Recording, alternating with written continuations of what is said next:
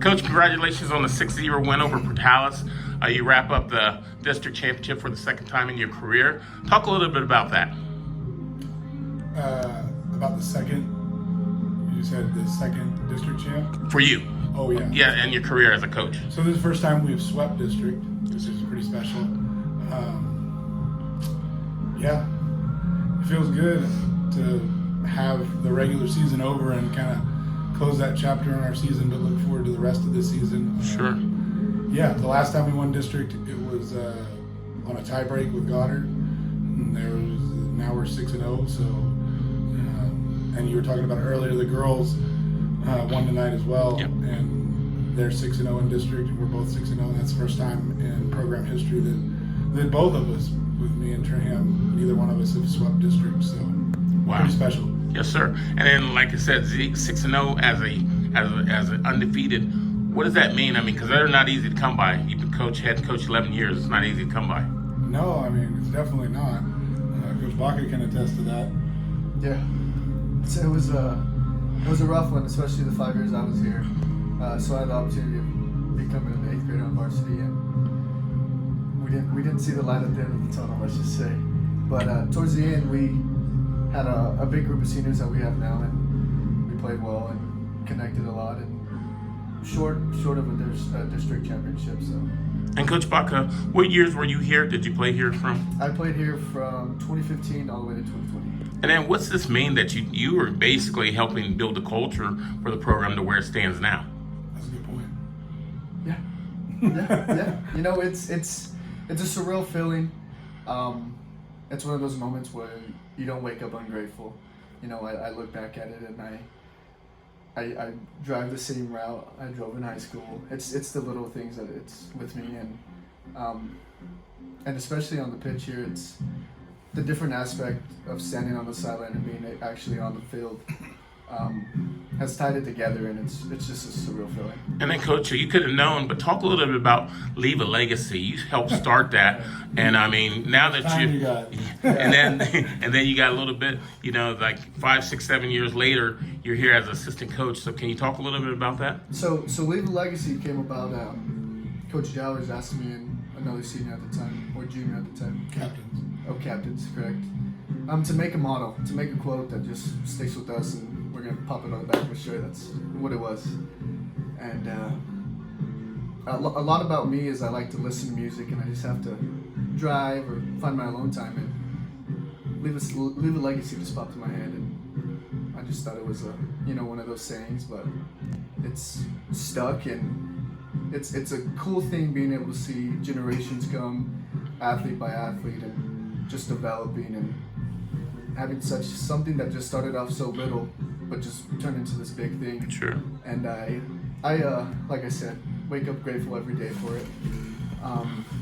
It was one of those things of you never know who's watching. You know, no matter where you're at, there's always going to be eyes on you. Especially when you wear the patch like this, there's always going to be eyes on you. So at any matter of time, it's you to perform or you to be a professional about it. Sure. And then, Coach, what's it mean as a coach to come back and do that in your first year as assistant coach, as a player, as opposed to being a player?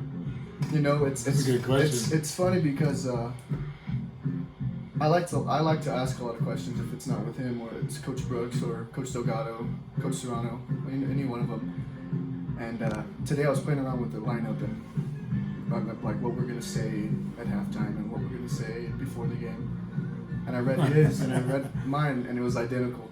You know, and that just goes to show that I've been around the program a lot, especially with a mind like his. You know, being able to nitpick little different things that you really don't see when you're playing, and it just gives you a better perspective now.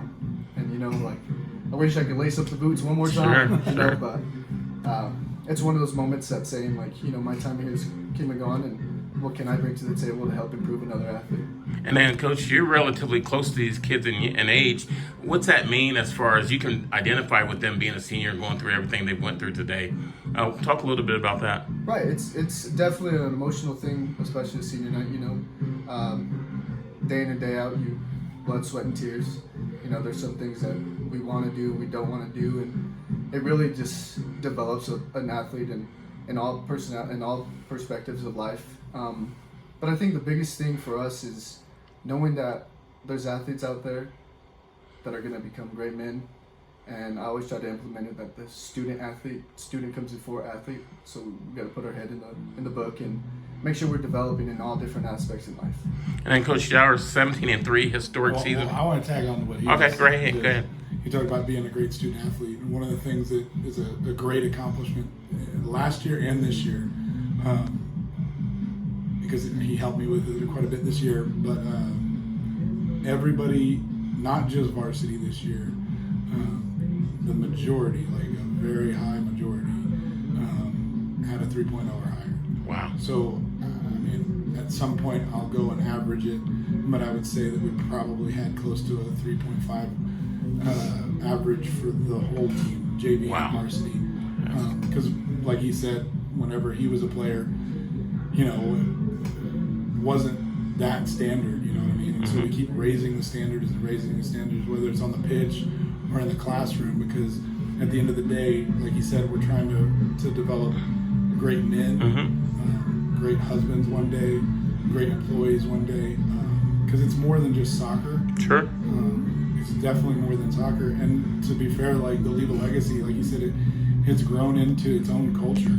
And so if you want to say, like, you could easily say that the culture of Artesia boys soccer is the Leave a Legacy. I mean, that is the culture. It's like, what are you going to do in the classroom? What are you going to do on the pitch? What are you going to do on the training ground? Like, what are you going to do to leave a legacy behind? And true story, whenever he was playing, he came up with a leave a legacy. Like, didn't really think much of it at the time, you know what I mean? Like, put it on a shirt, put it on the wall, and that's cool, you know? And then he comes now, and it's like, it's ironic because you coming up with that has left its own legacy. Right. You know what I mean? And so that's what's been really cool, because I remember whenever doing your exit interview, whenever he was a player, and saying, I don't know if you remember this, but I remember saying, like, when you're ready to coach, let me know.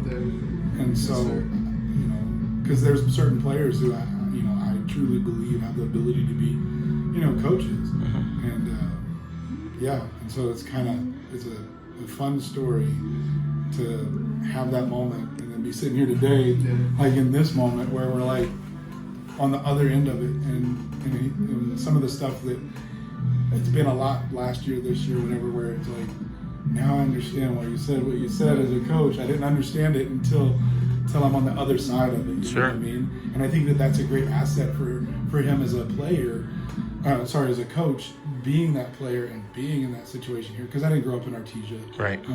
You know what I mean? And I think it helps with the culture of leaving a legacy. Coach, let me ask you this. We're on seeing the other side of the fruits of the fruit of the seeds you planted years ago. How did you stay positive going through those rough seasons? Because they weren't all good. I mean, some of them you had losing seasons, some of them you won 2 or 3, 4 games. I mean, how did you stay positive to where you could win a historic 17 games in your 11th year? Yeah, 17-3. 17-3. Hopefully 19-3 if we get the first round bye. Sure. But could be 20. But anyway, so that's a really good question, because I remember doing the interviews with the newspaper, and whenever Brienne was there, and it was a conversation like, talk to me about the game, and it was a real struggle to try to stay positive. But I kept telling her, I'm like, for like 4 years, it was, we're building a program. I mean, it was like on repeat, because I knew that if I was willing to stay positive and put in the hard work of, like, and these guys can attest to it, like, there's nobody that's gonna like a lot of times they're dragging me out of the locker room or out of the office because I'm just always doing something, and I'm always here, and whether it's here or wherever, but like there's always something that I want to do to try to better the program and better the athletes and better the coaching staff for that matter. And so, I mean, in those years where we were not winning a lot of games, I think that to credit to Coach Kidd, who was with me was Kidd here your whole time? Yeah. So Coach Kidd, Daniel, it was to him, to credit him. Coach Kidd was an amazing coach, and I really didn't want to let him go. but he did, and now he's coaching volleyball and doing great things over there. Sure. But Coach Kidd was one of those people that was a great coach and a great person, and he really helped me get through those moments to stay positive and work. And I've cycled through assistant coaches since Coach Kidd, but Sure. Coach Delgado and Coach Kidd were pretty consistent from because Delgado was here the whole time with you too, yeah. Yeah. So without Delgado and Kidd, which I'm grateful and so grateful to have Delgado around as well, because Sure. there's nobody out here that Delgado is a lot like me in the sense that like anything you need, he's there to do it. Sure. You know what I mean? And so yeah, it's been great to see a program develop. And like I told y'all the other day in the morning, 30 years is not a lot whenever you think about Right. perspective. And so in the amount of time that it's happening, hopefully there's plenty more years to come. Sure. 2 more questions, Coach. Talk about the administration believing in you to give you enough time, because in some places, if you're not winning right away, and you see that now with the NIL and all that they get rid of you, even in high school. There's NIL in high school? But some places. For real? Yeah. They're paying high school athletes? Yeah. Wow, it's news to me. That's nuts. I was actually talking to the coach of Pius about this the other day. Not about the NIL thing. No. But about, Pius is a legacy of winning state championships as a soccer program on the boys and the girls side. So they've already got that culture and that belief and that the momentum, like everybody, like people want to go there because they want to win. Right. And so I think that we're on the cusp of kind of like doing that here, where boys want to play soccer.